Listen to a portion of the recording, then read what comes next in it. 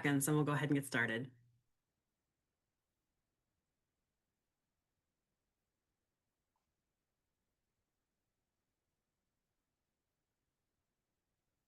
All right. Well, welcome everyone who's here. My name is Carrie DeFonso, and I am the Director of Undergraduate Financial Aid here at Yale. And I am really excited tonight to talk a little bit about QuestBridge, particularly the QuestBridge match process, which is coming up quickly, and how financial aid impacts the QuestBridge process, and how important it is to get documents into us. This is our inaugural financial aid webinar before the finalist stage. Usually we do a financial aid webinar after people are named finalists, but we really wanted to take a few minutes this evening and talk to you a bit about the process. There will be time for Q&A at the end. I only have, I think, 7 or 8 slides. I don't have a lot that I am going to talk through, so we'll have plenty of time for Q&A. Please use the Q&A function. I do have 4 of my colleagues behind the scenes, one person from the Office of Undergraduate Admission and the other 3 from the Office of Undergraduate Financial Aid, who will be answering questions live throughout the presentation.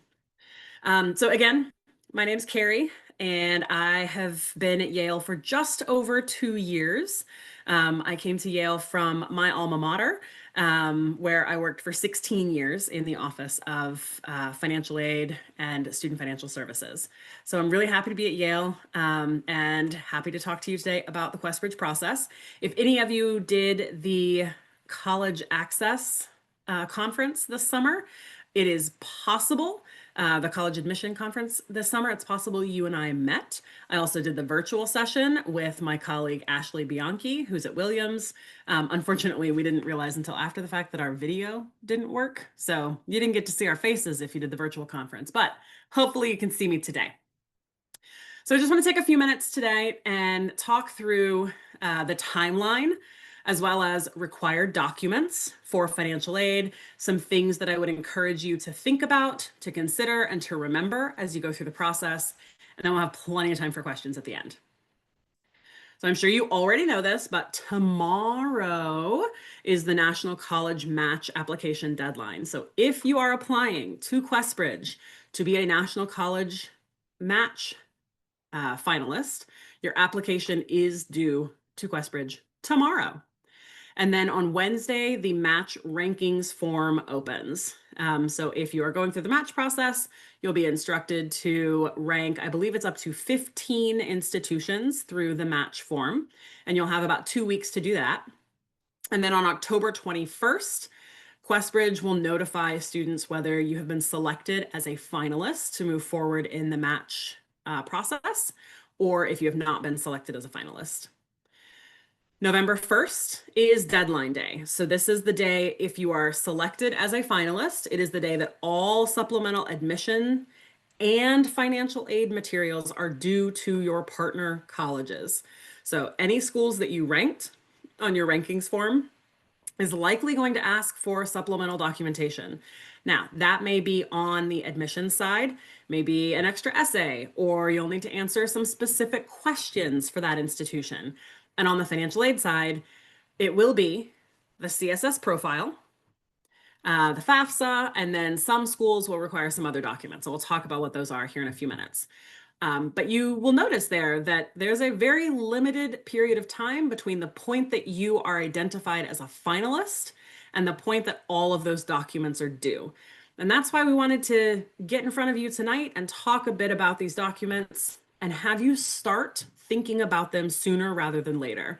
While they're not due until November 1st, there's absolutely no reason that you couldn't start gathering these documents as early as tomorrow. If you submit that National College Match application tomorrow and you have got that off your plate, you can turn around and immediately start gathering some of the documents that you know you'll need if you are selected to be a finalist.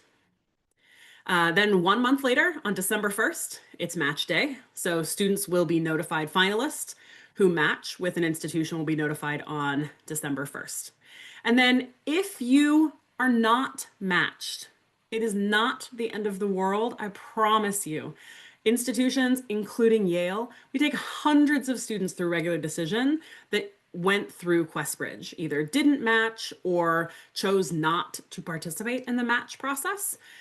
So all the way through March of next year, when regular decision is the regular decision process. I'm going to talk a little bit about what information you'll need to submit to Yale if you want to be considered in regular decision. All right, so let's talk a little bit about the required documents.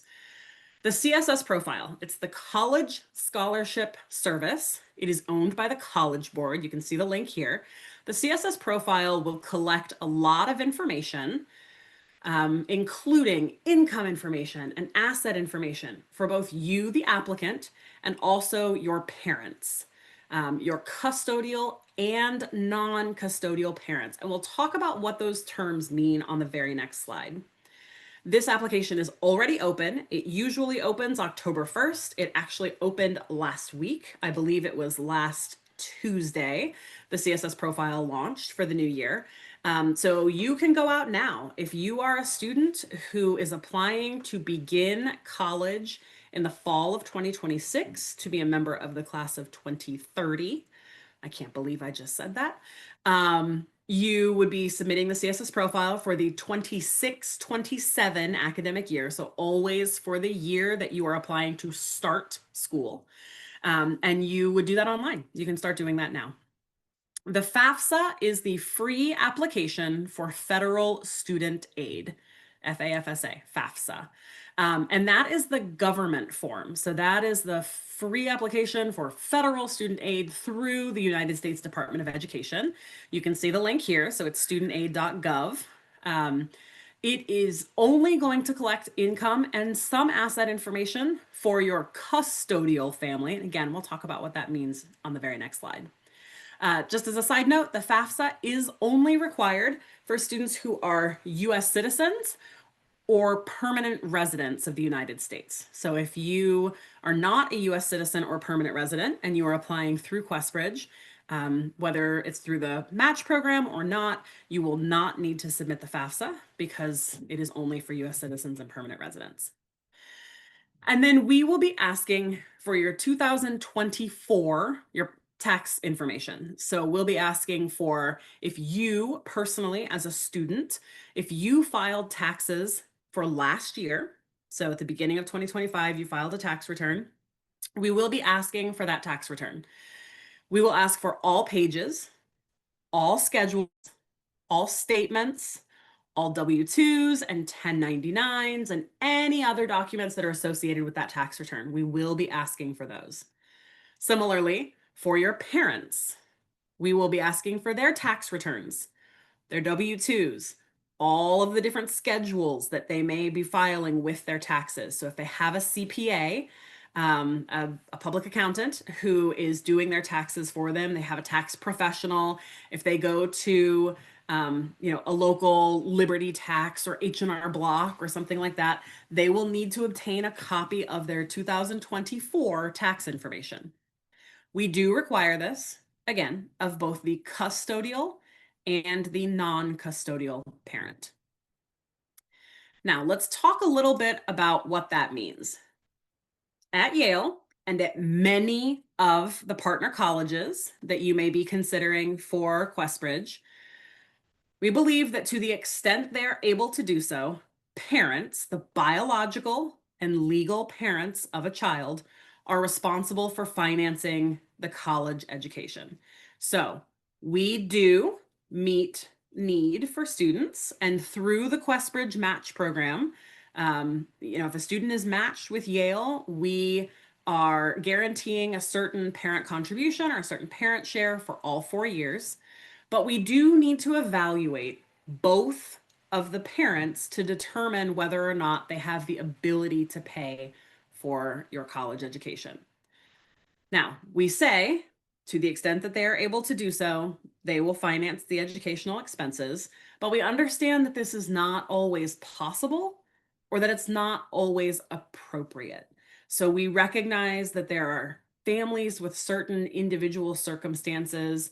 We recognize that there are situations of abuse, there are situations of neglect, and we recognize that in those circumstances, there needs to be a slightly different process. So we do have this form on our website. You can also just go to finaid .yale.edu, and you can find a forms page where this form lives. It is called a CSS profile. It's a non-custodial waiver petition or a non-custodial waiver request form. And it's basically when there are circumstances where you don't have a relationship with the non-custodial parent, the parent with whom you no longer live, with whom you no longer have a relationship, we would ask you to fill out this form and tell us things like, do you know where this person lives? Do you have contact information for them? When was the last time you were in contact with them? And what was the nature of that contact? We will ask for a personal statement. So we'll ask for you to tell us a little bit about your situation, your circumstances with this individual. And we do require a third party document. Now, this document, we have seen them in all different forms.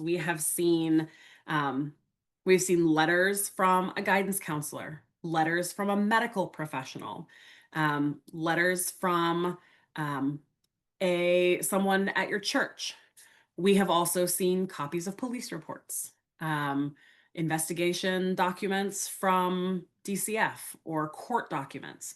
There are a lot of different ways that you can meet this requirement for third-party documentation, but it's important that you know your application for a waiver of your non-custodial parent may not be considered at any of the partner colleges if it doesn't have the appropriate documentation. And this is one of the reasons it's important to start thinking about this now. If you find out on October 21st that you are a finalist, what if the person that you want to write a letter can't get it to you by November 1st? That's only 11 days. So please just make sure, if you need to write us a special letter, you need to request something specific, you need to tell us about circumstances, you need to give yourself enough time to put all of that together in writing and to get it to us. A couple of things to remember. I've said this a few times, right? October 1st or October 21st and November 1st are pretty close on the calendar. So make sure that you are getting your documents together now, getting them ready to submit. I can tell you that different partner colleges have different expectations of how you will submit these documents. For example, at Yale, we utilize a service called iDoc. It's an document imaging service, an electronic document imaging service that when you submit your CSS profile, you will automatically get a link that says upload your tax documents here. And you'll upload those documents. And there are a number of other partner colleges that also use iDoc. So when you upload it once, and the college board sends it out to all of the partner colleges. But I can tell you that there is at least one partner college in a state to my south, where there are orange and black tigers, who do not use iDoc. And you would need to submit documents directly to that school's financial aid office through a different link. There may be other partner colleges that you're considering that if you're a finalist, when you're submitting these documents, you may need to submit it to iDoc and to multiple different schools in multiple different ways. So make sure that you've reviewed the QuestBridge website, which has information about what is required, when it's required, and how to submit it. And then they have that information for all of their partner colleges. An important thing we want you to understand, especially for the match program. At Yale, if we match with you, we are guaranteeing you a 0 parent share for all 4 of your years at Yale. You will not have to reapply for financial aid with a full application in subsequent years, because we are guaranteeing you a 0 for all 4 years. In order to do that, we have to know that your family's circumstances qualify to be a 0 parent contribution or 0 parent share. We can't do that without the appropriate documents. So unfortunately, I can tell you in my 2 years at Yale, we have likely passed on matching some really wonderfully qualified applicants because their financial aid application was not complete, and we couldn't match them as a 0 parent share because we didn't have enough information. So again, it's critically important for us to even be able to consider your application that we have everything we need from you. We will be sending a missing information letter in October to those students who are finalists that ranked Yale as one of their 15 schools. So we'll be sending out missing information letters. We may be texting students to let you know that there's stuff that's missing, but also your portal. So when your application is submitted to Yale from QuestBridge, and we load all of your information into our admissions system, you'll get a portal. And in that portal, you'll be able to view, do we have all of the documents that we need? This will be important on both the admission and the financial aid side. So check your portal, check it once, check it twice, check it often, make sure that we have everything we need. Get those documents early. If there's something on your application and you just don't know what the heck we're asking for, call us or email us and we can explain it. Some of the documents that we require on the financial aid application are based on the answers to questions on the CSS profile. So if, for example, your family answered a question wrong by accident, we may ask for a document that doesn't actually exist, but it's because you answered the question in such a way that we would expect to see that document. Sometimes we can look at your tax returns and say, oh, no, they answered that one wrong, and we can waive that document, but we don't always know to do that if we haven't heard from you. So if there's something on your checklist that you're just not sure about, please do not hesitate to reach out and we can explain that to you. Now, if you begin in the match process, if you apply by tomorrow to be a match finalist, and you end up not matching, your application at Yale will automatically be considered in regular decision. You don't have to submit a Common App. You don't have to do anything extra. We will automatically roll your application into our RD or a regular decision cycle. That does mean that you'll have more time to complete your financial aid application. If there were documents you weren't able to get to us by November 1st, or if we weren't able to consider you for the match process because we didn't have all of your documents, we will automatically consider you in regular decision, and you'll have more time to get those documents to us. And it is important to explain that at Yale, we still have incredible financial aid. We do meet 100% of a student's demonstrated or calculated need, and we do that without loans, even during regular decision. So even if you don't come through as a match finalist or you're not matched at Yale, we do still have a really strong financial aid program that makes a Yale education incredibly affordable, and we do so by meeting 100% of your calculated need and without any loans. That is not true at all of the partner schools.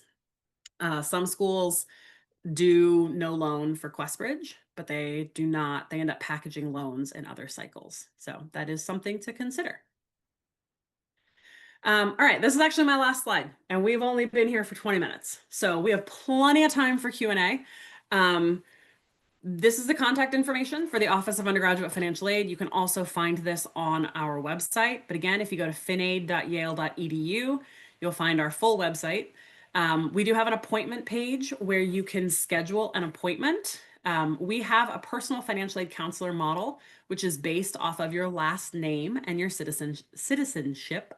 So you can see on our website, there's a little table that will tell you who your personal financial aid counselor is. It could be one of my colleagues that's on here. I've got Katie, and Rondell on here tonight, and they are 3 of my 9 personal financial aid counselors in the office. So you may end up meeting with one of them, or it may be one of my other very qualified staff. If you have any questions, I highly encourage you to be in touch with our office. Send us an email, call us, schedule an appointment with your personal financial aid counselor. And we look forward to hearing from you. I'm going to stop sharing my screen, which is going to make my face really big. So sorry, guys. But I know that there are some questions coming through in the chat, and I am not at all surprised to see that one of the questions is about outside scholarships. So I indicated that Yale meets 100% of a student's calculated need, and we do so without loans. If a student receives an outside scholarship, that outside scholarship will be applied to what we call the student share. So at Yale, we calculate a parent's ability to pay first, and we call that a parent share. We also have a standard student share. The expectation is that, again, to the ability that they are able to do so, parents are financing the college education. But students also have some expectation, some share in covering their college expenses.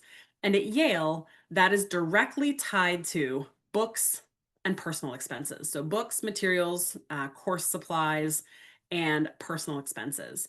And at Yale, that dollar amount over the course of the year is $3,700. That's what we build into the cost of attendance. That's what we say we expect that students will pay about $3,700 over the course of the year for books, deodorant, toothpaste, laundry, right? All of the things that you have to pay for as a student. Um, Outside scholarships can cover that $3,700 student share. So if you get an outside scholarship, say for $2,500, that means that your student share will go from 3,700 down to 1,200. So you'll need to come up with less money over the course of the year to cover those incidental expenses because your outside scholarship helps to cover some of those. Now, after the 3,700, we do a dollar for dollar reduction of the Yale scholarship because again, if we've already calculated your parents' ability to pay and you have covered the student share with an outside scholarship, then what is left, it means you have less need. You have less financial need.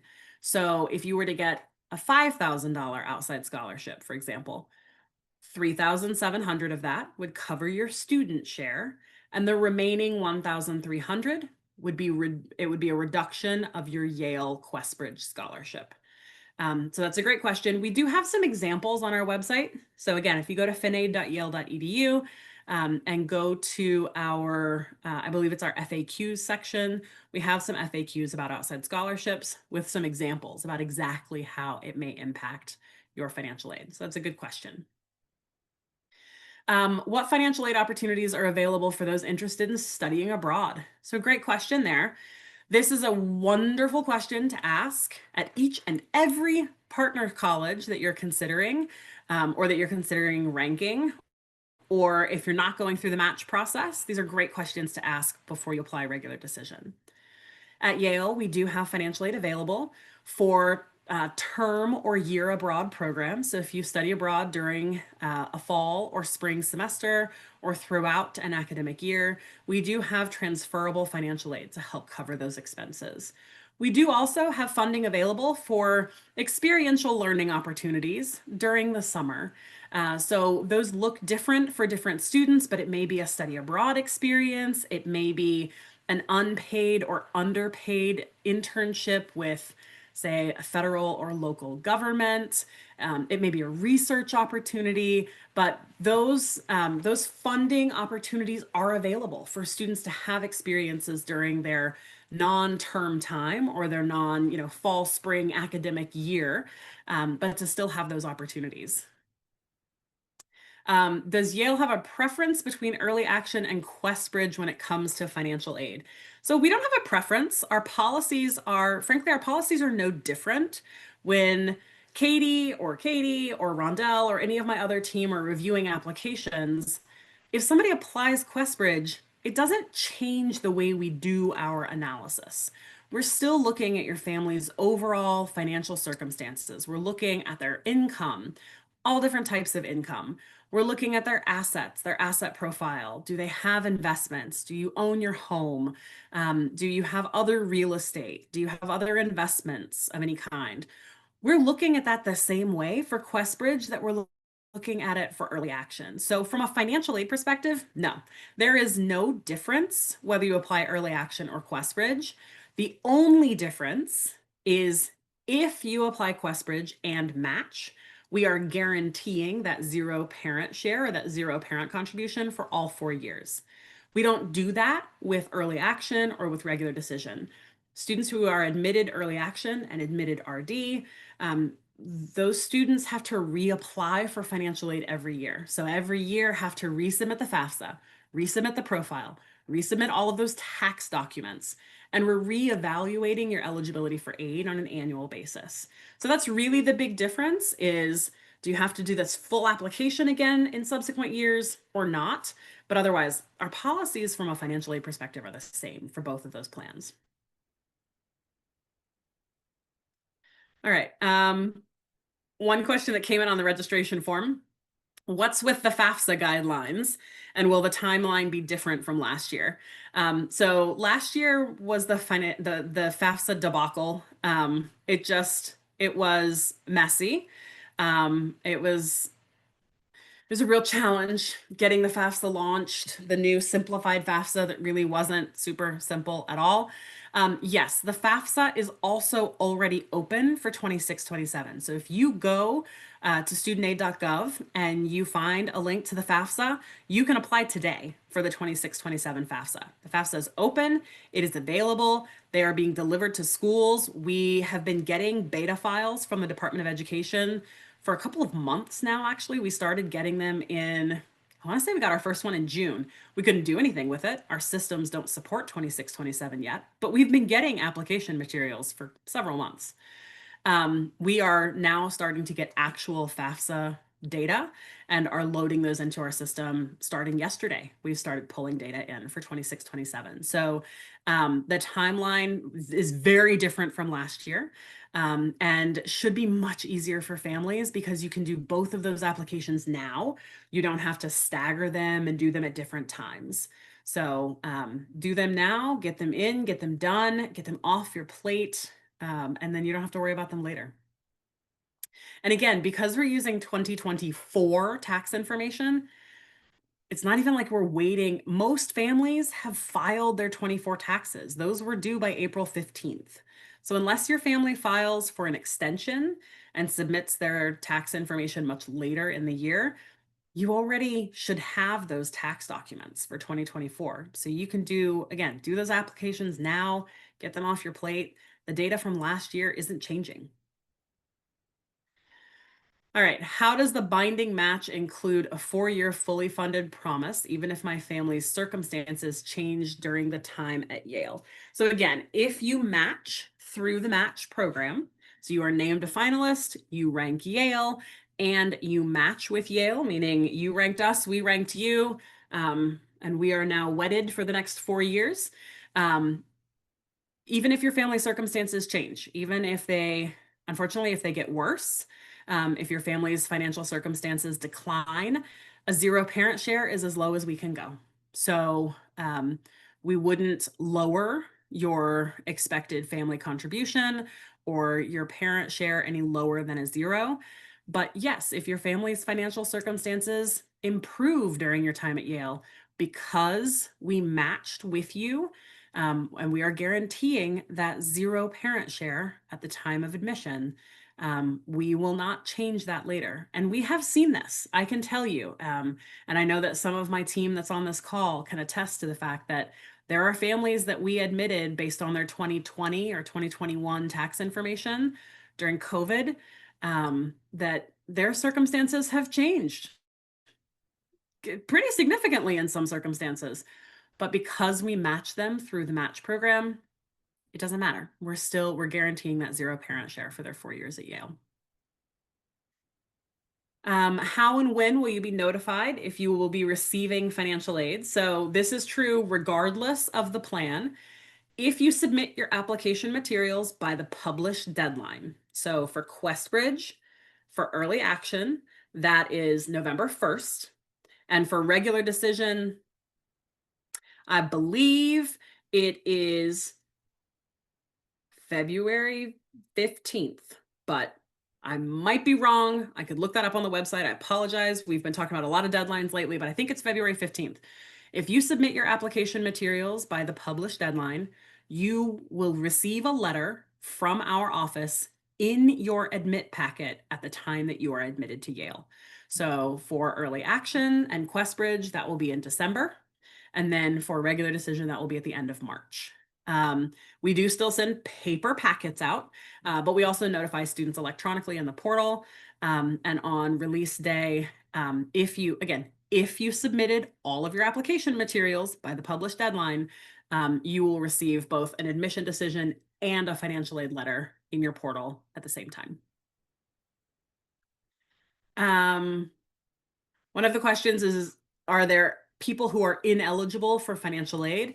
What I can say is we meet 100% demonstrated need for any student who is admitted to Yale and submits the appropriate documentation for consideration of financial aid. Some families qualify based off of their financial circumstances and others do not. But in terms of ineligibility for any other reason, as an incoming first year student, we don't have a GPA requirement for financial aid as an incoming student. If you're admitted to Yale, you're going, and you qualify for financial aid, you'll receive financial aid in your first year. We don't have limitations based on citizenship. We meet 100% need for both US citizens and permanent residents, as well as international citizens of all statuses. So we do meet that need. And we're also need blind. I'm sure you may all know that, but for both US citizens and permanent residents, and also for international citizens, we are need blind for admission and meet 100% need. Another question, is a CSS profile necessary for QuestBridge finalists? And the answer is yes, it absolutely is. We do require the CSS profile in order to determine the match eligibility for a student. So the CSS profile, if your family earns under $100,000 a year, there's an automatic fee waiver. You won't be asked to pay for the CSS profile. So we do require it of all of our QuestBridge applicants. We also require it of all of our non-QuestBridge applicants. Anybody who's applying for need-based aid at Yale must submit a CSS profile in their first year. All right, we are twins applying to college at the same time. How will this affect the financial aid that we can get? So we do consider when there are multiple children enrolled in college at the same time, we do consider the fact that the family has to pay for multiple children in college at the same time. And we do adjust the parent share accordingly. So we look at how many children, is it one in college? Is it two? Is it three? Is it five? And we make adjustments to the parents' ability to pay, or the parent share, parent contribution. Different schools call it different things, but really it's all the same. And we will make those adjustments when there are multiple children enrolled in college at the same time. Now, that can get tricky in subsequent years if you are not a match student. If you enter and maybe you're a zero parent share in regular decision, you have an older sibling who's also in school, and then that older sibling graduates after 2 years, you may not be a zero parent contribution or a zero parent share anymore. That may change.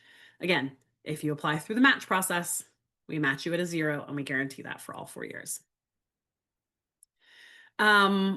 If your parent lost their job and your income decreased significantly, how is that reflected in financial aid? And somebody actually put on here that this was because of some of the things that are happening in DC with DOGE. So we recognize that a lot of those changes happened in 2025. We typically will ask for families who have had significant changes in their circumstances to send us their new tax documentation when it becomes available. So most people who lost their jobs in calendar year 2025. And I'm saying that specifically because you referenced DOGE in your question. So if a parent lost their job because of the reduction in force in DC, and that happened in 2025, we may ask you to submit 25 tax documents next spring when they are filed. What that might mean is if based on your 2024 tax information, you don't qualify to be a match applicant, we may not be able to match you in the match program this fall. We may have to consider your application through regular decision in order to look at your family's 25 tax information, because obviously those aren't filed yet. The forms aren't even available from the IRS, and they won't be until after January 1st. There's a question about work study. So when I reference the student share, the expectation is that part of that student share is actually work study, or what we call term time work.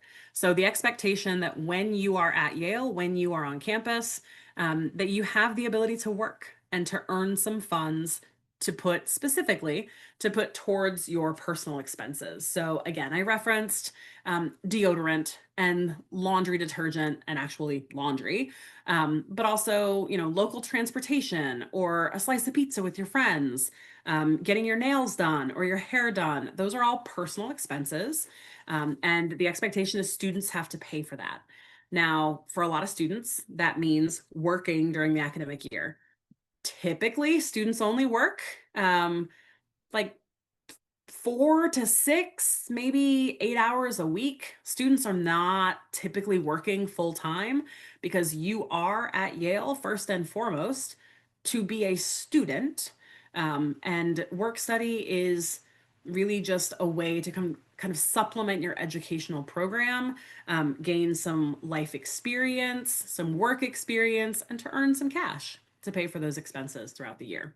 So, yes, part of the student share is term time or work study work. Um, One question is there any merit scholarships? Not at Yale. No, we don't offer any merit-based scholarships. 100% of our scholarships are need-based. Um, you may qualify for merit scholarships through private scholarship organizations. Maybe you're applying for scholarships through your high school or through your local PTO or civic organization, but those would all be outside scholarships. We actually don't offer any merit at Yale. Oh, and thank you. Someone agreed with me. February 15th is, in fact, the deadline for our regular decision process. Thank you, everyone, for continuing to submit your questions. Thank you, Amina, for sending some of these questions over to me. What happens if I miss the financial aid deadline? Please don't. What happens? Nothing happens. At Yale, our deadlines are not necessarily true deadlines. It just makes making decisions about how you're going to pay for college much more challenging. So students don't receive less financial aid because you apply late. Students don't receive less grant and more loans because you apply late. Again, this is just at Yale. I can't speak to any other school's policies. But imagine you don't submit your materials by our published deadline. Say you're applying regular decision and you don't submit it to us by February 15th, and you don't submit it to us by March 1st or March 15th. And suddenly it's decision day and we release decisions, and congratulations, you're admitted to Yale. And we have no idea how you're going to pay for it. We don't have your financial aid documents. How are you, as a 17 or 18-year-old working with your parents, how are you supposed to make decisions about where you are going to spend the next 4 years of your life without having enough information to truly make those informed decisions? And then it's April and we're rushing to try to get the documents in, and it's adding more stress and it's adding more anxiety. And those conversations that are already hard to have are even harder because now we're crunched with time.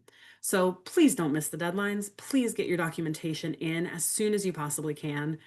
If there's something we are asking for that you can't get, or there's something that we're asking for that you don't understand, please reach out to us.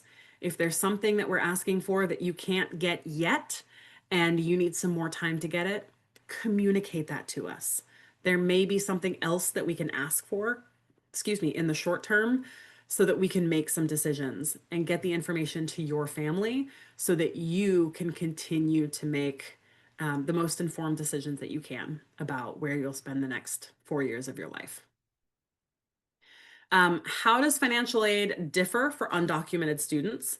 Or what about students who have undocumented parents? So let's take the first part of that question. For undocumented students, you would apply using the CSS profile, which is the College Scholarship Service profile through the College Board. This is the same form that we use for all of our international applicants, all of our applicants who are not US citizens or permanent residents.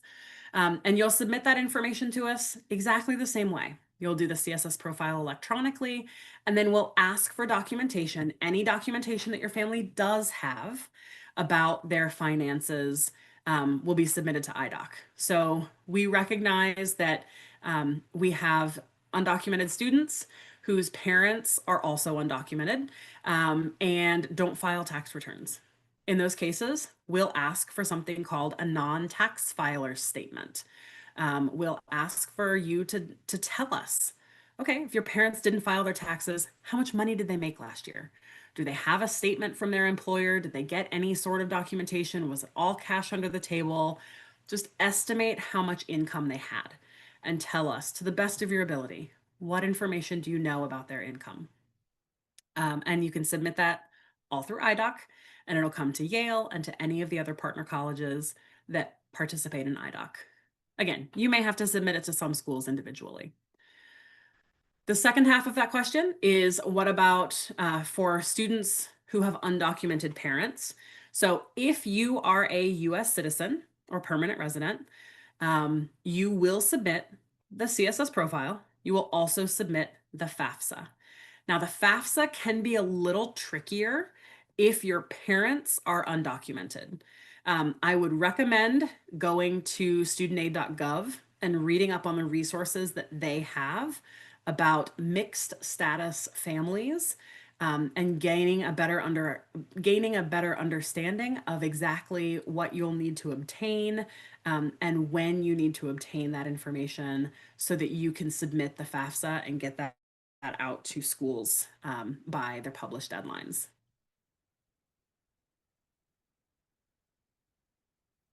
All right, let me scroll back and make sure. So there was a question I skipped. Sorry about that. What parts of a student's financial aid status are considered in the QuestBridge application? So QuestBridge is a little different, right? When you're submitting your match application, so if you haven't already done that, again, very first slide, we said that's due tomorrow. You actually have to give some financial information to QuestBridge. They do their own evaluation about whether or not they feel you may be match eligible. And I think that on their website, it says, family income's under $65,000. I think might be what it says. And then they will kind of pre-screen applications, but they don't use the CSS profile. They don't ask for tax documents. They're not looking at information as in-depth as we are. If they determine that you should be considered for the match process and name you a finalist and put your application forward to schools, individual schools have different kind of thresholds for income, right? At Yale, this is true for all of our populations across, early evaluation, regular decision. Our cutoff is $75,000. So if your parents earn under $75,000, it's an automatic zero. Whether you come through QuestBridge or not, it's an automatic zero parent contribution. We ask for the documentation, the CSS profile, the taxes, the W-2s. We ask for all of that to ensure the accuracy of that data and to ensure that your parents' income really was under $75,000 in that year. And then we also look at asset information. So if your parents' income, and I've seen this, okay? Parents' income is, $40,000 a year. They're living off $40,000 a year, but that is all interest that they're earning from a multi-million-dollar trust fund. That is not someone who is QuestBridge eligible because while their income may in fact be under QuestBridge's $65,000 or Yale's $75,000 income band or income threshold, those are not typical assets. So we're looking at both income and we're looking at asset information when we're making that determination about whether or not to match a student. All right, one question is, how will my home be evaluated to determine my financial aid? So this is an important question. Some schools consider home equity, Yale does, and some schools don't consider home equity. So we look at the equity that a family has in their primary residence. And equity means what is the value of that property? What is the current market value? And then what is the debt owed against that property. So, is there a mortgage against it? Are there multiple mortgages against it? Are there home equity lines of credit that are currently being borrowed against the property? So, we take the value and we subtract the debt, and we only look at the equity that a family has. And for some families, we actually only look at some of the equity that they have in their home.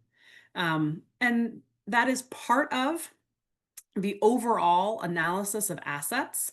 And it is the financial aid formula, the need-based financial aid formula, it really is very income driven. It's really not very asset driven. So owning a home is not typically the thing that would make it, it is not the thing that would make a student not match eligible. It just isn't.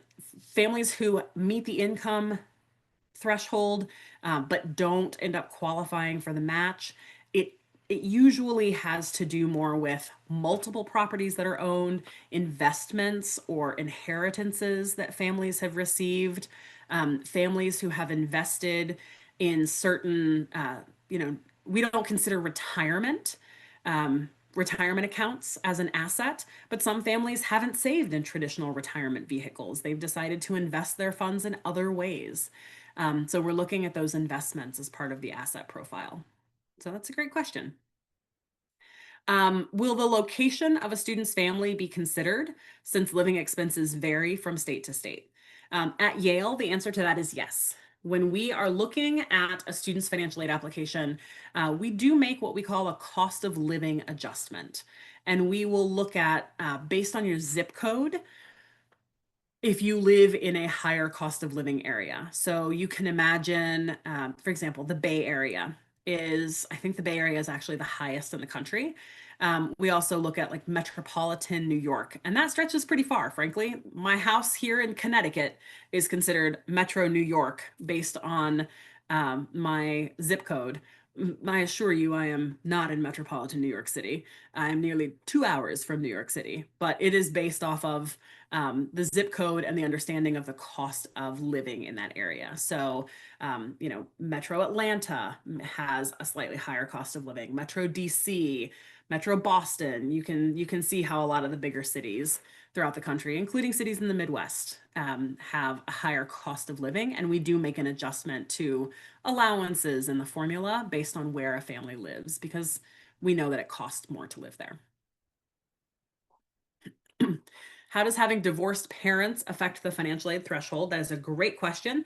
And if you have the ability to ask that question of every school you're considering, I wholeheartedly recommend that. So at Yale, we look at your custodial parent's income, so the parent with whom you live for the majority of the year. We look at that parent's income, and if it is under $75,000, it's automatically a zero. And then separately, we look at your non-custodial parent's income, and we do an analysis on their income and their assets. And if you qualify and there is zero, there is zero. Now, my prior institution, which I have not disclosed the name of and will not do so on this call, that was not the case. At my prior institution, they added together the income of those two households. And if the income was under a certain amount, they had certain policies for packaging financial aid and or packaging loans based on total parent income. So these are different policies at different institutions. It's a great question to ask. And I would recommend that you do so if you have divorced parents and are considering and are doing the financial aid application process, whether it is through the match program or not. That's a great question to ask. So at Yale, again, we evaluate the two households as separate entities, and we apply the same policies to both of those households.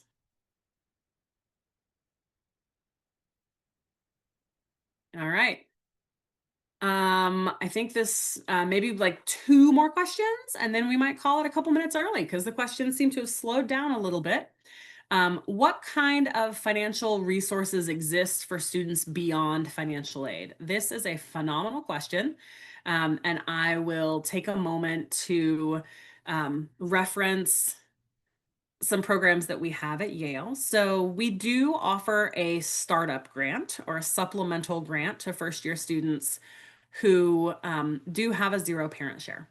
we recognize that beyond typical financial aid, there are expenses associated with being away from home for the first time. We recognize that not every student who's coming from a low income family can afford to just go buy a mattress topper and some sheets that might be a different size, for a different size bed than they're used to, and a new comforter, and maybe a lamp that isn't like this super scary fluorescent ceiling light, or maybe a cozy chair they can sit in their room. Those are expenses that our low income students just may not have the money for. So at Yale, we do have a startup grant that we give to all of our low income, all our zero parent share students, whether you come through the match program or not. We also have things like a winter clothing grant, where we recognize, again, from our lowest income students, you may not be able to afford to buy a super warm winter coat to walk across campus in New Haven, Connecticut, which frankly I think may be the windiest city in the world. Um, Especially if you're coming from a place like Tennessee, which is where I came from when I came to the Northeast for college, or if you're coming from Texas. My idea of a winter coat when I was 17 years old was a North Face fleece. I lasted until maybe the first week of October before I called home crying because it was cold and I did not have warm socks and I did not have winter boots and I was not prepared for the cold. So we have a winter clothing grant that we offer. We also have a program at Yale that we call Safety Net. It's an emergency fund. Some schools are able to offer programs where if you have, for example, a death in your family while you're at school and you need to get home to visit family, if you're a low income student who qualifies for some of these special funding opportunities, um, we'll buy students a plane ticket, or we'll give students money to buy a plane ticket so that they can get home and spend that time with their family. We have a lot of resources available on our campus of all different shapes and sizes that are beyond financial aid.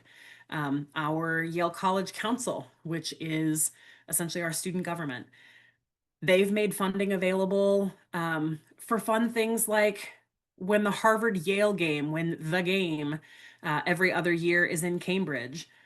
They make tickets available to low income students to get on the bus and go up to Cambridge.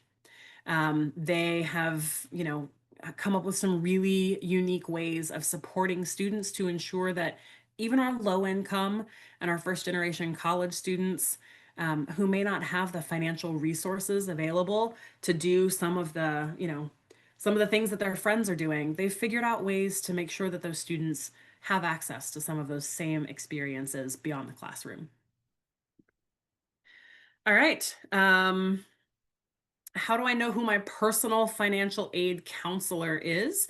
Again, if you go to finaid.yale.edu, there is a link to like contact us, and there's kind of a meet the team page, and you can see it today. It looks like I see Rondell's picture on here, but you'll see a headshot for all of the different staff on my team. You'll see a little bio about them, who they are, where they came from, how long have they been at Yale. Some people talk about their pets and their kids. So you get to learn a little bit about your personal financial aid counselor, but on the page, it defines, for US citizens and permanent residents with last names A through CE, your counselor is Rondell. And then, starting with people whose last names start with, CF or C, whatever, you're up through the certain letter of the alphabet. This is your person. Katie's letters are these letters. It outlines it on the website.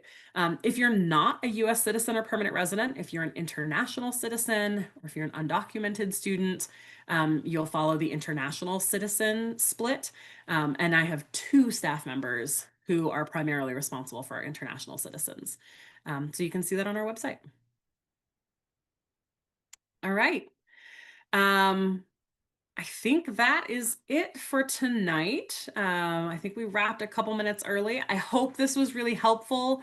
I hope we answered a lot of really great questions. I thank you all for joining us this evening. If you do have any follow-up questions, please don't hesitate to reach out to our office, undergrad.fa for financial aid, undergrad.fa@yale.edu, or you can go to our website, again, finaid, FINAID, at .yale.edu. And on our contact us page, all of our contact information is there. So I look forward to seeing your applications. And if you don't submit your application materials on time, you'll be getting contacted by me. Thank you, everyone. Have a wonderful evening. Thank you.